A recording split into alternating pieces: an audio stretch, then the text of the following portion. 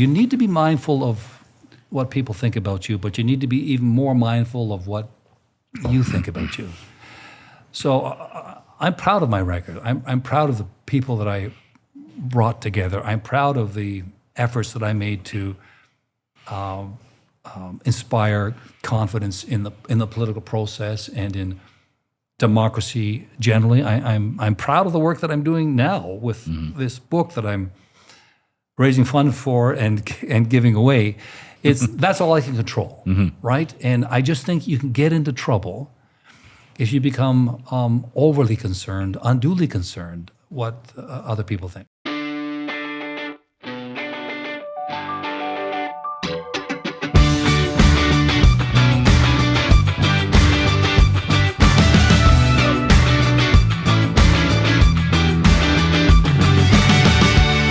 Welcome to a very special edition of Closer Look. If you're enjoying tonight's show on video, you can see we're in a bit of a different space here tonight to accommodate our guest and the people who have gathered here to watch the interview. He served as Premier of Ontario from 2003 to 2013, winning 3 straight elections, the most by any Liberal Premier in more than a century.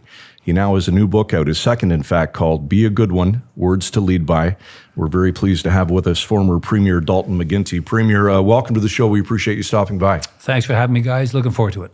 All right, Premier, it's hard to believe, but it's actually been 12 years since you served in the top job. Have you reached the point where you can walk around publicly and nobody recognizes you?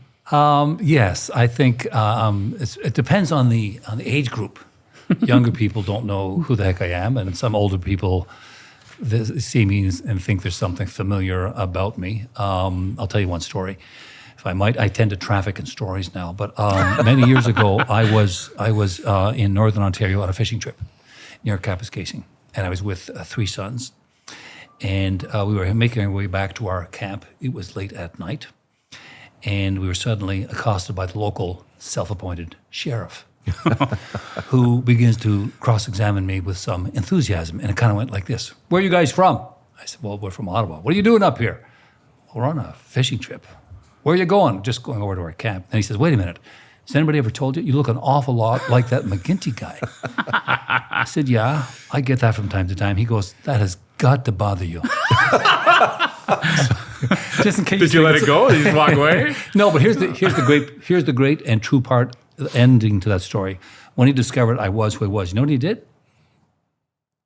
He said, "Would you and your boys join me for a beer?" Oh, nice. Wow, nice. And he was not one of my voters, I could tell, but he was decent and warm, and it was a great experience. Excellent. We need a lot more of that. We're going to talk about that later. Absolutely. We need a lot more of that kind of thing. So we know that you've been busy writing. What else have you been up to?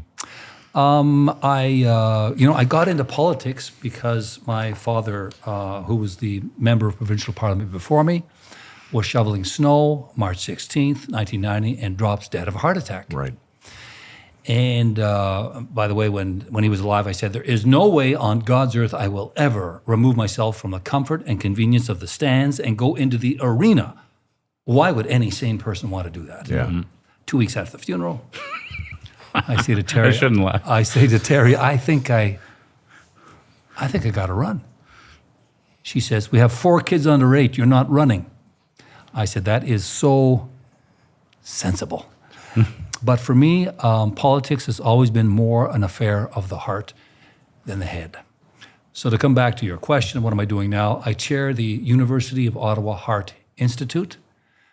It's the biggest institute of its kind in the country. We do all kinds of procedures there, but it's a way for me to remember my dad, and also to do work on behalf of anybody with heart issues. That's good for you. Yeah. Yes. Your book, of course, is about leadership, and specifically, like you talked about, political leadership, people who are entering that arena. It may seem like an obvious question, but what motivated, I thought maybe somebody would want to just forget about all that, but what motivated you to decide to write a book specifically for aspiring politicians? Yeah, I think it's the first of its kind, certainly in the country, in terms of it being dedicated. So just by way of a bit of background, so I mentioned my dad was in politics. Then I got into it. I spent 23 years there. My brother David is there now. He's been there some 20 years at the federal level. And I have fallen in love with the enterprise of politics. It's not easy. It's a contact sport. There's lots of toxicity. There's lots of cynicism. But if you bring some idealism to it and you maintain the view that most people are good and want to do good things together. But this is the problem with politics, right? So you get all kinds of erstwhile young people who are giving it some thought and who eventually get in, and they bring goodwill and energy and idealism and a sincere and earnest desire to be of service to those they are privileged to represent. And they think it's going to be smooth sailing. And then you discover it's more like a rough seagoing voyage with big waves, strong winds, dark clouds roll in. You lose sight of the stars that guide you, and you drift off course. And you end up saying things and doing things that betray your responsibility to be the best version of yourself. The good news is democracy's been around for 2,500 years. And people have commented throughout those 2,500 years. You got to be dead to be in the book, by the way, to be quoted. So they've offered us some insights and some good advice and even some wisdom, I would argue. So what I've done is I don't know if you're aware of this, guys, but I've raised enough money. I'm sending a copy of this book to all of our members of parliament, our senators, provincial politicians right across the country, big city mayors. Whether they want the book or not, they're getting it. Right on. It's an ancient technology. I know we live in the age of artificial intelligence. It's a book. You got to open up the damn thing, and you got to read it. And I'm hoping they'll take some time to read something that inspires them, that they might reflect on that a little bit, and that it might help them be a better version of themselves. So if I'm a provincial representative in, say, Manitoba, I'm going to get a copy of your book Absolutely. in the mail? All right. Yes. And they've been all sent out, or you still have to be We're done? in that process right now. Okay. Yeah. What struck me as I read the book is it in some ways conflicts with some of the world as we know it in 2025, right? Your terms you associate, that a lot of us associate with leadership, that you associate with leadership, terms like integrity, honor, service before self, an open mind to other people's ideas, aren't necessarily terms that define some leaders today. People are actually looking for the opposite of that. Do you feel the same way? Yes, but I remain hopeful for two reasons. One is because just by inclination, that's how I'm built. I spent 23 years in that environment, and I never stopped seeing the good in people, as I said a moment ago. And I never stopped seeing the progress that we could make if we were to work well together. And one of my favorite quotes in this book, it comes from Wordsworth, who defined hope as the paramount duty. I'll forget the rest of the quote. He just said, hope's a duty. It's not a choice. It's not an option. It's an obligation. And I can recall during the 2008 financial crisis, we were meeting together as a caucus. We gathered at Queen's Park in the caucus room, and the talk was dark. It was a very difficult and challenging time for Ontarians. And I recall pointing outside the window and saying, people out there can despair on their own. Mm-hmm. They haven't hired us on to despair for them. Our job is to give them good reasons to be hopeful. Doesn't mean we have to have neat and tidy answers for complex problems, but it does mean we have faith in our capacity to come together, to work together, to collaborate, and to find ways to make progress. We've done that as a species for thousands and thousands of years. If we keep working hard together, we'll continue to make progress. Mm-hmm. You've answered the question, I think, already, but it does feel dark. Use the term dark. There are days when it does feel dark, when you wake up and you read the news or you think about what's happening politically in other places. If someone stops you on the street to say, why should I feel hopeful? What do you say to them? Well, first of all, if you take a look at human history and how much we've accomplished, well, no, let's just back up for a moment. Let's accelerate forward for a moment. I think one of the reasons that this country works so well, relatively speaking, is because the question that we have kept asking ourselves is not what's in it for me, but what do we owe each other? In the War of 1812, when the French and the English here in Canada got together with our Indigenous communities and decided we were going to confront a foreign invader, the Americans, the question we were answering was, what do we owe each other? When we then founded this country, and it's an outrageous proposition, this is what we said: look, I'm going to keep my language, you're going to keep your language. I'm going to keep my religion, you're going to keep your religion. I'm going to keep my common law, you're going to keep your French civil law, and we're going to build a country, and we're going to do it on the basis that we can find strength in diversity. That's unheard of, right? The question we were answering is, what do we owe each other? We fought in 2 world wars, right, to protect and to stand up for democracy. The question we were answering is, what do we owe each other? The Canada Pension Plan, universal health care, the Canada Child Benefit, all those kinds of things that we did, we were answering the question, what do we owe each other? So we have a record of progress. One of the challenges that we are confronted with as a species again is because our lives are so short. But if we could see 500 years and 1,000 years, we could see, for example, you know this guy Donald Trump? Trumps come and go. We're just so transfixed by this issue at this time that sometimes we don't remember to get off the deck of the ship, get into the crow's nest, look out at the distant horizon, understand what has happened over the course of human history. And that's one of the things that you develop when I put this book together and looked back 2,500 years, you get to see history in greater relief. Mm-hmm. And when you review history, it makes you more optimistic about our capacity to keep doing the right things. Mm-hmm. You mentioned the passing of your father. Would your life have taken a different turn had that not have happened, or did you think at some point you would always dip your toe into the political realm? Well, I'd had a hankering. I was president of the Riding Association.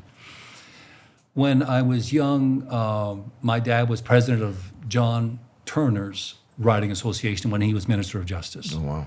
And a family hobby was for us to go and work on campaigns.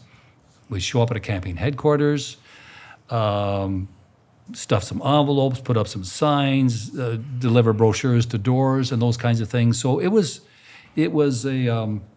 my dad in particular impressed upon us that it was never going to be good enough to grow up, get a job, pay your taxes, and just respect the law.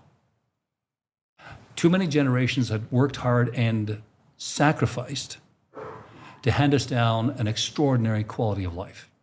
And we each had a responsibility, each generation that is, to pick up where the last one left off. And there are all kinds of ways that we can build on that magnificent foundation.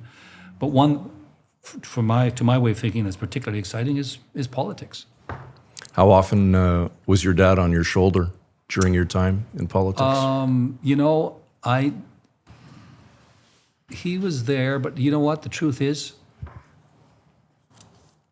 he never saw me get the nomination. He never saw me get elected. He never saw me become leader of my party. He never saw me become premier. Yeah. But I could not have achieved any of that without his influence for good. How proud would he have been? He would have been very proud, although, my mother, who's very good at keeping me and my 9 siblings grounded. She was once asked, and I was very proud of her for saying this, it was my 25th anniversary in politics, and a reporter said, "You must be very proud of your son." You know what she said? This is what a great mom she said. "I'm proud of all my kids." I thought that was a great answer, It's a good answer from a mother. Absolutely. Yeah, absolutely. Of all the leadership qualities you talk about in the book, Premier McGuinty, is there one that you wish you knew a whole lot earlier? I don't know so much whether it's so much a quality, but it is a kind of a conclusion that I came to. And that is, you need to be mindful of what people think about you. But you should be even more mindful of what you think about you. Your time in politics will come and go. Somebody once said, I don't have the quote in here, but graveyards are filled with indispensable people. It took them about 15 minutes to replace me. And I can recall after I'd announced to my caucus that I was stepping down, when I was subsequently chatting with my caucus, they were looking over my shoulder. Like, who's next? Right? This is just in the natural order of things. I'm not complaining. This is how we behave as human beings. So I think what I learned is you're going to be confronted with all kinds of decisions. Some are harder than others. You've got to do what you think is right. Not easy, not comfortable, not convenient, and sometimes not even popular.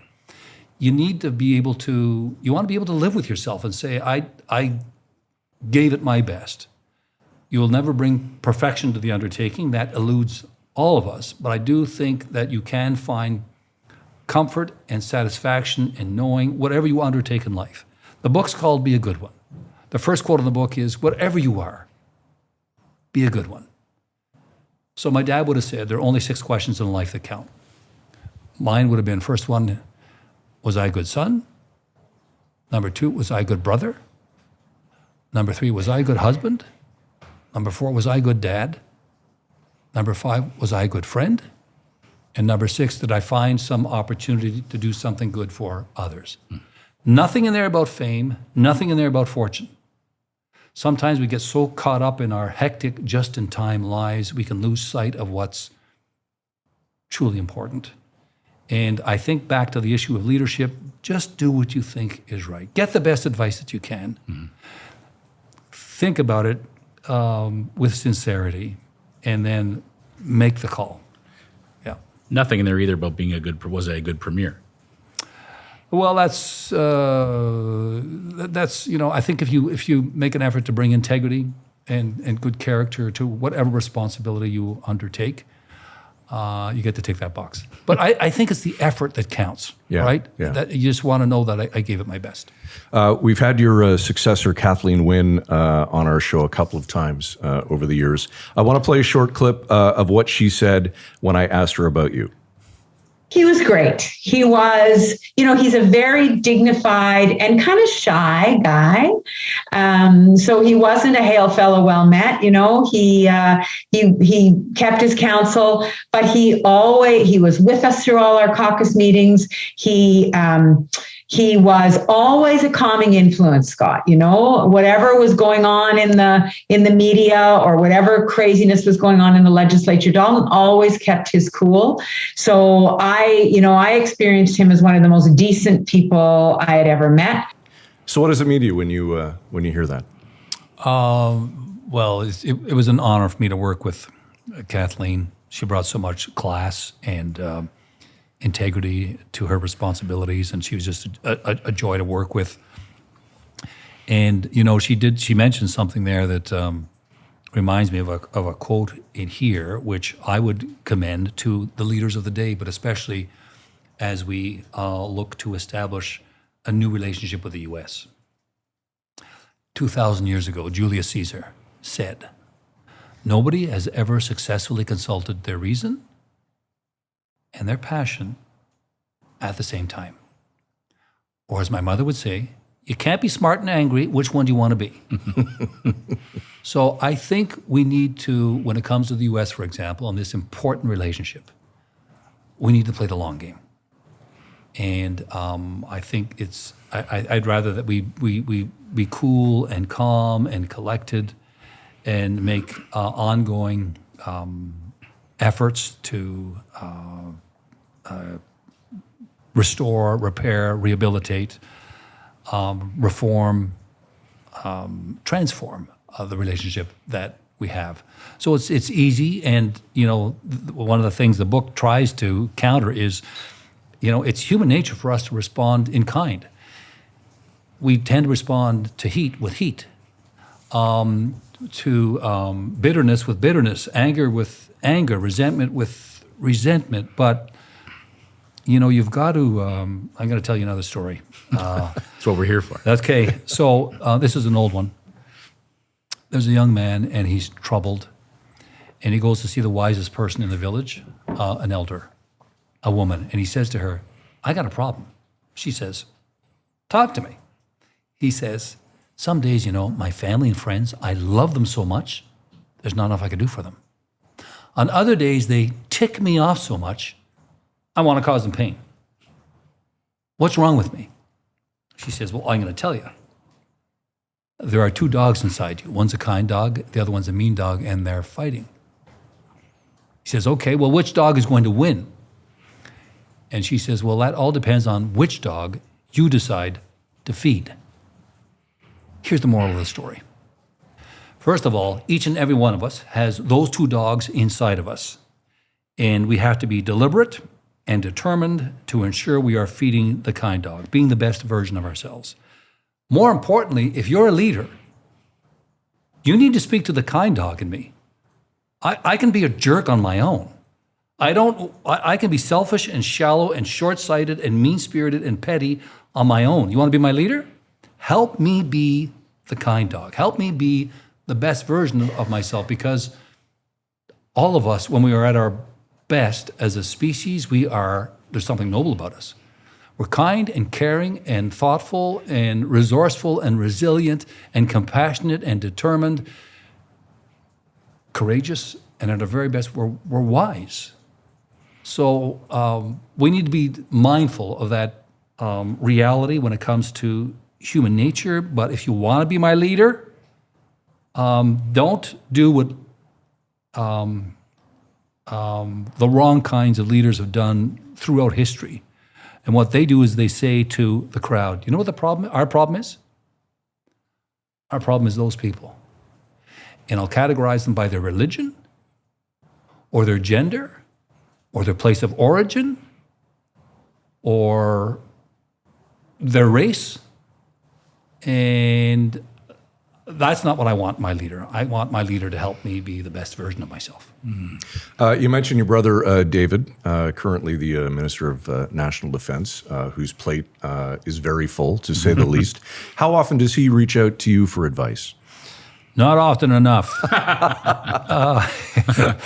We chat from time to time, and he's got his hands full of policies and the various options. I try to be more of a good brother. I've had lots of experience in politics, obviously. A good brother, and to make sure he's looking after himself, getting enough time with his wife, my sister-in-law, and his kids, looking after his health, and reminding him that I know he's under lots of pressure, but I'm going to come back to another quote in the book here. This one is from Rabindranath Tagore, an Indian Nobel Prize winner. And he said, I slept and I dreamt that life was joy. I awoke and I saw that life was service. I acted and behold, service was joy. So I'm trying to remind my brother and anybody else who enjoys the opportunity to serve in government, that's a privilege. That's an honor. Yeah. Don't forget that. Because you can get so hung up in the dealing with the slings and arrows and the rigor of the environment, that you can lose sight that it's just an honor to be in a position to be helpful to people. Mm-hmm. Let's get hung up on the slings and arrows for a minute. How often are you following what's happening at Queen's Park these days? Do you pay attention to what's going on? Not too closely, because what I've tried to do is a couple of things. One is, when I left politics, leaders don't like to think of this, but you are, as a leader of your party, but particularly as a leader of a government, you are your government and party's liver. You absorb toxins, rightly, sometimes wrongly. Sometimes you get blamed for things that you never did. But sometimes you get credit for things that you never did. So it kind of comes out in the wash. I think you need to recognize that. Come back to your question again. Yeah, but whether you're watching Queen's Park or you're not tuning into question period every day. I'm not tuning into question period. I've tried to. So anyway, I removed myself from politics. Yes. I removed myself from politics. Took the toxins with me, theoretically, and you try to give as clean and as empty a stage to your successor as you can. I tried to transition from partisan to something maybe a little bit removed from that. The truth is, political personalities come and go, issues come and go. What I'm focusing on today are are issues that related to how do we come together? What's happening to democracies generally? How can we come together and ensure that we have a strong democracy in Canada? Parties will come and parties will go. Leaders will come and leaders will go. Issues will come and issues will go. What counts is how it is that we grapple with the issues of the day. That's where I'm trying to be of some net, positive value in a way that transcends partisanship. Do people reach out to you? Does Premier Doug Ford ever reached out to you for advice on anything he's been dealing with over the years he's been there? No, he hasn't. We've chatted, when we've bumped into each other from time to time. I've heard from different people on different occasions, and people ask me, I think especially, they ask me, should they go into politics? Right? And I have one of my stock answers is you got to be prepared to say yes to two questions. The first question is, are you prepared to win?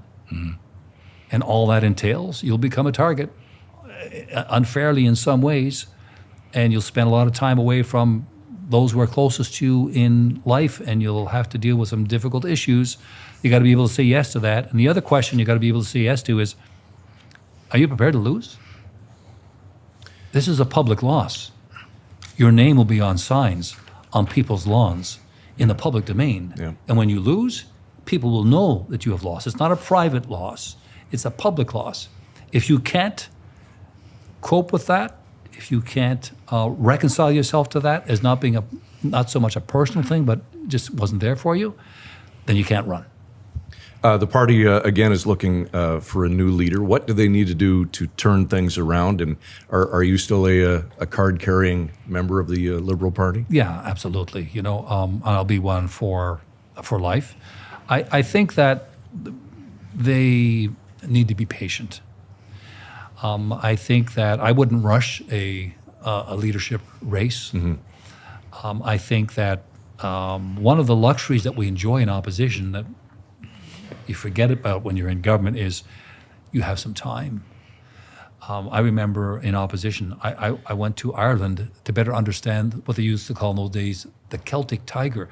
Why was that economy taking off? What were they doing there so well? Then I went to England to take a look at why their schools were performing so well. And today we have an opportunity to, yes, we need to be concerned about shortcomings, and all governments are going to preside over some shortcomings. It's just the nature of the adventure. But I think it's also an opportunity to use a metaphor I used a moment ago, to get into the crow's nest, understand what are they doing in South Korea that is so very cool? What's happening in Sweden when it comes to healthcare? What are they doing in Singapore when it comes to encouraging families to support their parents? Fish the world for those new ideas, bring them back so that when we do have a new leader and an opportunity to turn to the people again in an election, we've got some new and exciting ideas to bring to the table. Premier, you talked about toxins. I do want to ask you about one because it's an issue that people do talk about. There's a group of Ontarians, when they hear your name, they think about the gas plant scandal and what happened there. And it's something that even people hear that you're coming to town, and it's something they're asking you about. Oh, yeah, Premier McGuinty, the cancellation of those gas plants. If you could go back in time, would you have done anything different? I want to give you a chance to talk about that sure. and give your side of it. I would have closed those gas plants? Yes, but I would have done it differently. I'll tell you what I did. What people don't know is that we located, I think, 17 other gas plants. Nobody ever talks about those, right? But these two in particular were located in places where our laws prevented us from locating a single wind turbine. So we're going to put a gas plant beside, one case it was beside a hospital, another one was beside a school and homes. It was a bad decision. And I had outsourced that decision-making to I forget what the name of the body was, but it was a government agency. But at the end of the day, the buck stops with me. People don't know the head of that agency. They know this head. And I can recall during the campaign, the Conservatives arguing, you can't trust McGuinty to close those gas plants. Only we will close those gas plants. So it is what it is. I should have kept that decision making closer to me and understood before they made that decision about some of the complexities and the environmental considerations and those kinds of things. But these things happen. What lingers too, I think, is the fact that your former chief of staff went to jail for a few months. He was convicted for wiping some hard drives. Just again, I want to make sure people you have a chance to answer these questions. Did you have anything to do with that? Because some people think you did. No, I didn't. And it's very unfortunate. One of the biggest challenges that you have in politics is to bring good people into politics, right? And my former chief of staff was a decent, honorable, hardworking individual who brought lots of integrity and caring to the undertaking. And I can recall somebody once telling a story about it'll be a test for you guys, he was a Democratic nominee. He ended up with Jennifer Flowers on a boat called Monkey Business. Do you remember who? I should know that. Trivia question. Anyone in the crowd know the answer to that one? When you said Jennifer Flowers, something went Do off. you guys know? John Edwards? Is that John? No. Good try. But in any event, he was close to being a Democratic Yes, nominee. I know what you're talking about. So the media, but he was a bit cocky, and he said, "I've got nothing to hide." And so the media followed him around, and they had a telephoto lens, and they got this compromising picture of him on a boat with a young woman, not his wife, on his lap. That was the end of his career. 30 years later, that reporter writes a story, and he talks about how he deeply regretted killing that career. And he keeps a little sign up on his wall, which is, "We're not the worst thing we've ever done." And if any one of us was to become known for the biggest mistakes we had made, rather than hopefully a lifetime of sincere effort to toe the line and maybe even do good things, that would be unfair. So people are going to have some complaints and concerns, and I get that. And we live in a democracy, and I think it's important for them to be able to do that.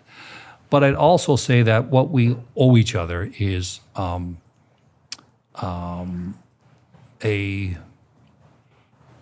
full assessment of our records, individually or as governments. So you mentioned off the top, we won 3 in a row that hadn't been done in over, I think, 125 years. Doesn't mean we were perfect. I forget who said, I think it was Kant, German philosopher, who said that out of the crooked timber of humanity, no straight thing was ever made. And that's just who we are, right? And so did my government have some shortcomings? Yeah, I accept that. But I'm proud of that we were the first jurisdiction in North America to offer full-day kindergarten. I'm proud that we created the biggest urban green belt in the world. I'm proud that we adopted the HST, which was very controversial, I can tell you, at the time. And a number of other things that we did, right? So it's just, when people look at me, I ask them to take a look at the big picture. I appreciate that, and that's why I ask those questions, Sure. because it's on people's minds what people think of. Last question about that. Does it frustrate you that so many people think of that one decision? You talked about your whole record. There's still the group of people that think of that decision. No, it doesn't. And it's because I don't think about what people think about. As to come back to something like I said earlier, you need to be mindful of what people think about you, but you need to be even more mindful of what you think about you. So I'm proud of my record. I'm proud of the people that I brought together. I'm proud of the efforts that I made to inspire confidence in the political process and in democracy generally. I'm proud of the work that I'm doing now with this book that I'm raising funds for and giving away. That's all I can control, right? And I just think you can get into trouble if you become overly concerned, unduly concerned what other people think. I know in a democracy, and You got to have sufficient popularity. You got to get the votes to get a mandate and all that stuff. But you've really, I think at the end of the day, you just got to give your best and find consolation and comfort and pride and satisfaction in doing that. We know you have an event to go to, so just a couple more quick questions. Yep. We appreciate your time. I think we often hear of you described as Premier Dad, I think is the term. Is that a term that you like? I do kind of like it. I do kind of like it. Look, I've talked earlier. I am a brother and a husband and a father and a son. I've been a lawyer. I've been premier. I've served on boards. My greatest joy in life, and I think my biggest responsibility, is to be a good dad. You want to affect eternity? I think it's being a dad and the influence you have on your children. So I don't mind being called Premier Dad. Last question for me is what clearly resonates from this book, and is that you believe deeply in politics, the political process, and you believe in democracy. And it is something that we've seen under attack in other places. I think I've asked this question already in a different way, but why do you think do you still think democracy will be here 2,500 years from now? You mentioned it's been around for 2,500 years. It will, but I think people need to better understand, and there's a great quote in here, the foundation for our strength in democracy. So I'll read a quote. I won't read the whole thing because it's a little bit long, but it's from Edmund Burke. He was an Anglo-Irish statesman, 1700s. He said, and this is kind of, it's a bit mystifying at first. He said, manners are of more importance than laws. Upon them, in great measure, the laws depend. The laws touch us, but here and there and now and then. Now, when this guy was talking in the 1700s about manners, he's not talking about etiquette. He's not talking about table manners. He's talking about the shared values.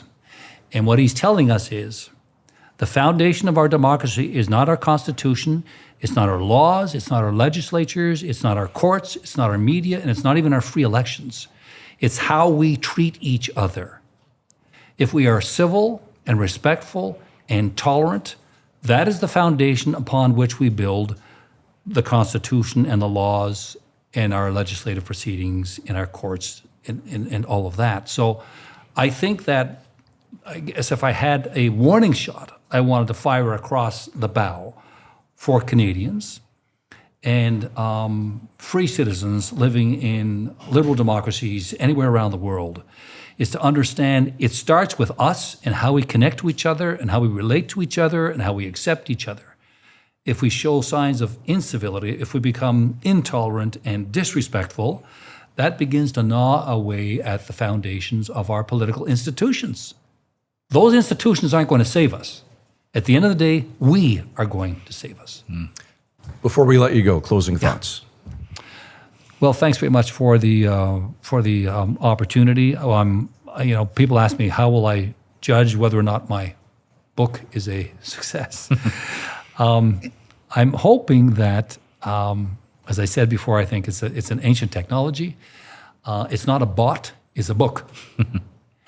And I'm hoping that across the country, at least a few people who hold elected office will open up the book, find a quotation or two that inspires them, that moves them, that helps them see more clearly, and helps them be a better version of themselves, and helps them appeal to the better version in all of us. Well said. Premier Dalton McGuinty, thank you for Pleasure, this. guys. Thanks for having me. That's all for a Closer Look tonight. Closer Look at villagemedia.ca if you'd like to reach out. And, of course, check out our new website, closerlookpodcast.ca. That's it for us tonight. Enjoy your weekend. We'll see you Monday night at 7 right here on Closer Look. Frisco and Scott's Wardrobe provided in part by Moores, Sault Ste. Marie.